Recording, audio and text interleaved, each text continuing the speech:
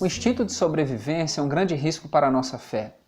Isso porque, em alguns momentos, somos capazes das maiores atrocidades a fim de alcançar aquilo que julgamos ser a garantia para a nossa sobrevivência. Porém, por mais contraditório que pareça, quando tentamos garantir a nossa vida, estamos na verdade trilhando um caminho para a morte. E o texto indicado nos ajuda a entender esse complexo paradoxo. A multidão vai à procura de Jesus no dia seguinte após ter sido alimentada por ele de uma maneira sobrenatural. Quando se encontram, Jesus a recepciona com uma dura crítica. E dessa crítica surge uma dúvida com relação à realização da missão de Deus. Jesus então esclarece e enfatiza que a obra de Deus consiste em crer no enviado do Pai, que é o próprio Jesus. A multidão então exige de Jesus um sinal para que pudesse crer nele como esse enviado. E para isso utiliza o maná do deserto como referência para esse sinal a ser oferecido por ele.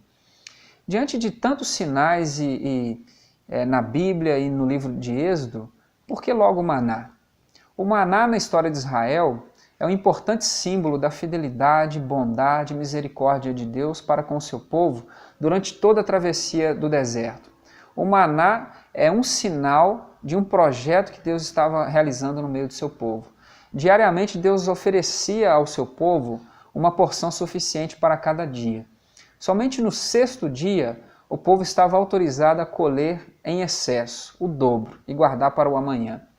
Porém, guiados pela insegurança do amanhã, o medo da não sobrevivência, eles desconsideram essa palavra, essa orientação e acumulam imediatamente o maná. Resultado, o maná amanhece podre, cheio de bichos. O povo enxerga no maná não um sinal para um projeto maior, mas apenas uma oportunidade para a satisfação de necessidades e vontades. E é tendo esse maná como paradigma que essa multidão olha para Jesus e nutre a expectativa de que Jesus está comprometido com a satisfação das vontades humanas. Por isso a multidão é criticada duramente. Versículo 26. Vocês me procuram não porque viram sinais, mas porque comeram dos pães e vos fartaram. Trabalhai não pela comida que perece, mas pela que permanece para a vida eterna.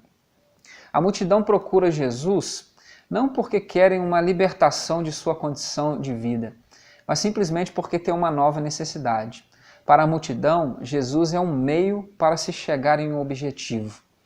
Diante disso, Jesus apresenta a sua real perspectiva messiânica.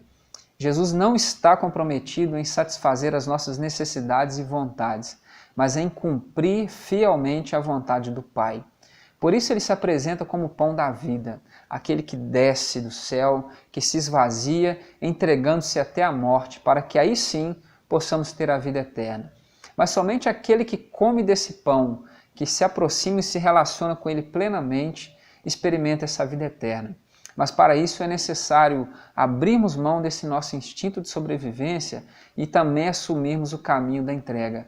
Porque se andarmos pela nossa própria sobrevivência, teremos o mesmo final daqueles que comeram maná no deserto, a morte. Por isso esse discurso de Jesus é considerado duro, impossível de ser ouvido e é o motivo para que seus seguidores o abandonassem. Pedro e os 11, porém, têm uma atitude diferente. Eles permanecem e reafirmam a sua fé, pois reconhecem que somente Jesus tem as palavras que comunicam o Espírito e a verdadeira vida. Portanto, que possamos resistir à tentação de vivermos para a nossa própria sobrevivência e assim assumirmos esse duro paradoxo do Evangelho. É necessário morrer para que de fato possamos viver.